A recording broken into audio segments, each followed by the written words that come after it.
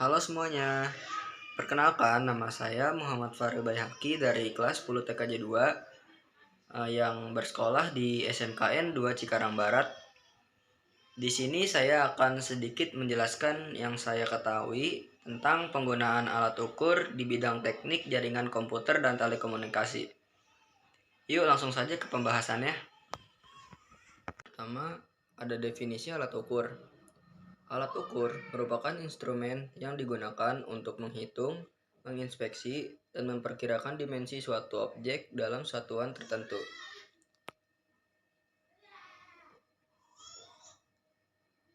Selanjutnya yaitu ada jenis alat ukur. Alat ukur berdasarkan metode linear yaitu ada 5. Yang pertama ada berdasarkan pembacaan langsung. Mekanisme pengukuran dilakukan secara langsung dengan mendekatkan atau menempelkan alat ukur yang telah ditentukan ukurannya dan satuannya pada benda kerja. Yang kedua ada berdasarkan pengukuran perbandingan.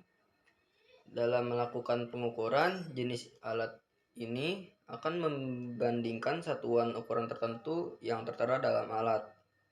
Contohnya yaitu jangka sorong dan teleskop. Yang ketiga ada berdasarkan pengukuran sudut. Metode pengukuran ini dilakukan dengan membandingkan jarak antara dua garis yang saling berlawanan sehingga membentuk lengkungan sudut. Contoh alat ukur dari jenis ini yaitu busur derajat baja dan batang sinus. Untuk berdasarkan pengukuran keratan permukaan, yaitu pengukuran keratan permukaan dilakukan dengan membandingkan kerataan alat berupa metal atau sensor yang mampu mendeteksi gelombang permukaan.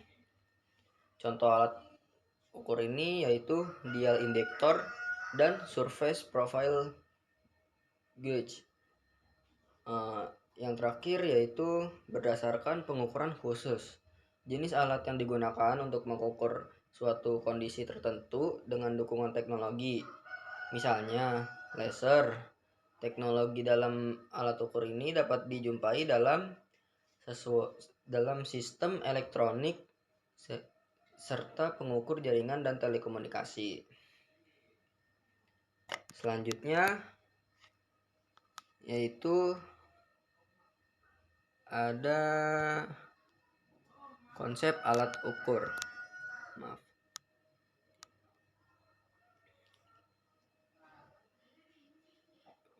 Dua kategori penting dalam alat ukur yaitu berdasarkan operasi dan daya guna.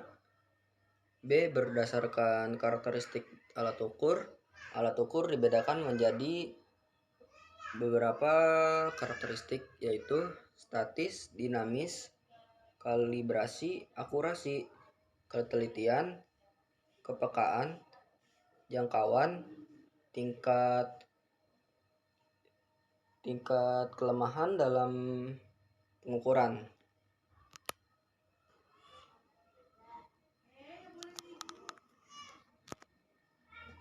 Selanjutnya yaitu ada jenis alat ukur. Jenis alat ukur dibedakan menjadi 3 yaitu konvensional. Jenis alat ukur ini menggunakan teknologi manual. Yang kedua ada semi digital. Jenis alat ukur ini menggunakan bagian mekanisme sebagai pengukurnya. Yang ketiga ada digital. Jenis alat ukur ini yang sudah menerapkan teknologi full digital.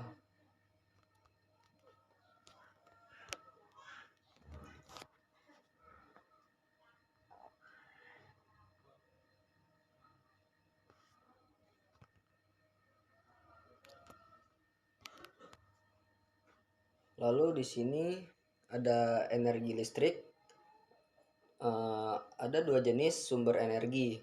Yang pertama yaitu sumber energi yang dapat diperbarui. Jenis sumber energi ini memiliki cadangan tidak terbatas meskipun dipakai setiap saat. Yaitu contohnya matahari, air, dan angin. Sumber yang kedua yaitu ada sumber energi yang tidak dapat diperbarui. Jenis sumber energi ini memiliki cadangan yang terbatas. Contohnya batu bara, emas, dan lain-lain.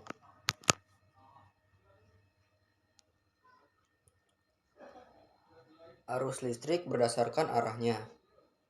1. Arus listrik searah atau direct current atau arus DC. Jenis arus listrik yang bergerak dengan ukuran tetap dan searah cocok digunakan perangkat listrik berdaya kecil. Yang kedua ada arus listrik bolak-balik atau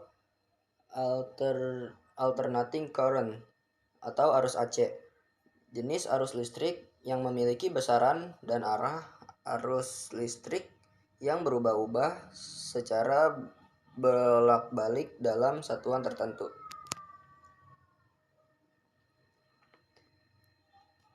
Selanjutnya ada kapasitor. Pengertian dari kapasitor yaitu kapasitor merupakan jenis komponen elektronika yang mampu menyimpan muatan listrik selama waktu tertentu.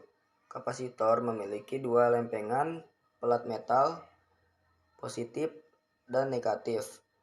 Pada saat kedua kaki kapasitor dialiri arus listrik, muatan positif akan mengalir ke salah satu lempengan, sedangkan muatan negatif akan menuju lempengan kaki lainnya.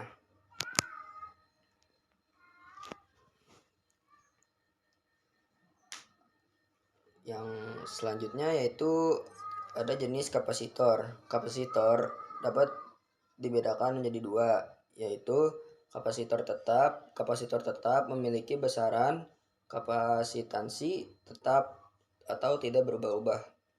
Yang kedua ada kapasitor tidak tetap variabel.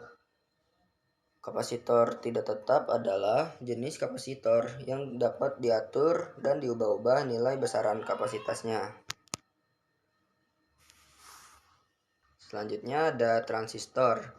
Pengertian dan fungsi transistor yaitu adalah perpaduan dari kata transfer resistor yang merajuk pada sifat kerja komponen yang dapat menghantarkan energi dengan nilai resistensi yang dapat diatur dan disesuaikan oleh saklar nirkabel.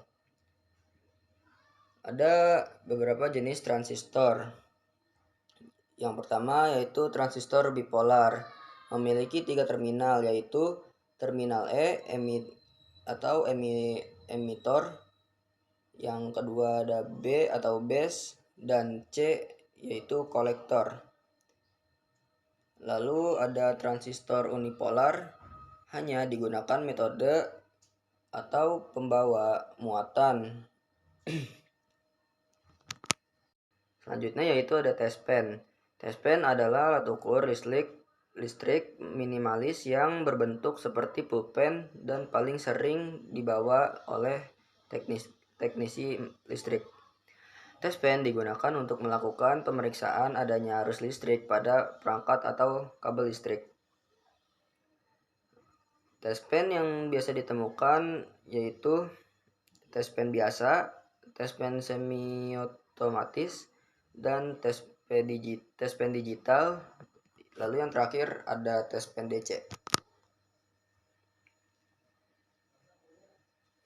Selanjutnya yaitu ada multimeter. Multimeter merupakan salah satu alat yang penting bagi teknisi elektronik, listrik, komputer, atau jaringan. Ada beberapa jenis multimeter, yaitu yang pertama multimeter analog dan multimeter digital.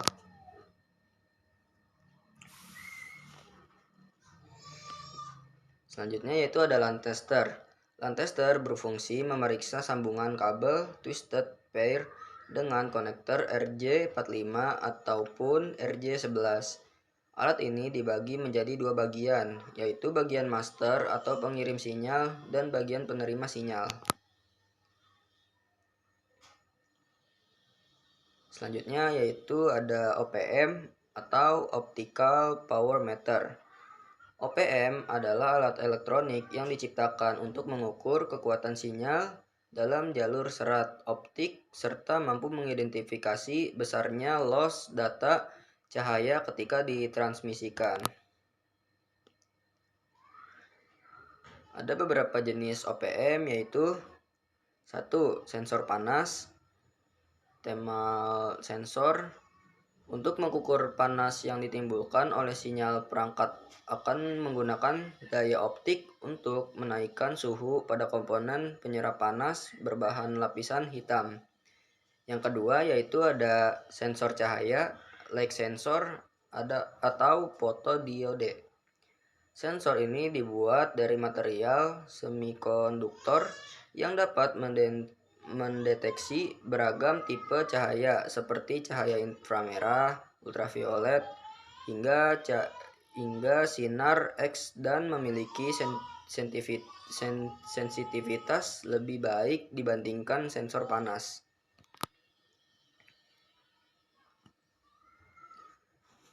Ada beberapa bagian-bagian tombol OPM, yaitu yang pertama auto off, yang kedua power, yang ketiga light, yang keempat zero. Ini digunakan untuk mengalibrasi tik-tik referensi pengukuran. Yang kelima ada lambada.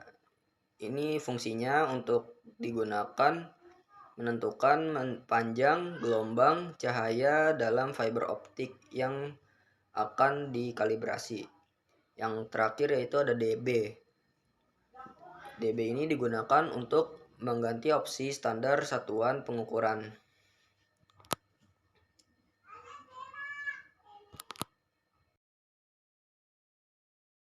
Yap, itu saja yang bisa saya sampaikan untuk pembahasan tentang penggunaan alat ukur di bidang teknik jaringan komputer dan telekomunikasi. Selebihnya mohon maaf jika ada salah kata. Saya akhiri. Wassalamualaikum warahmatullahi wabarakatuh. See you next video.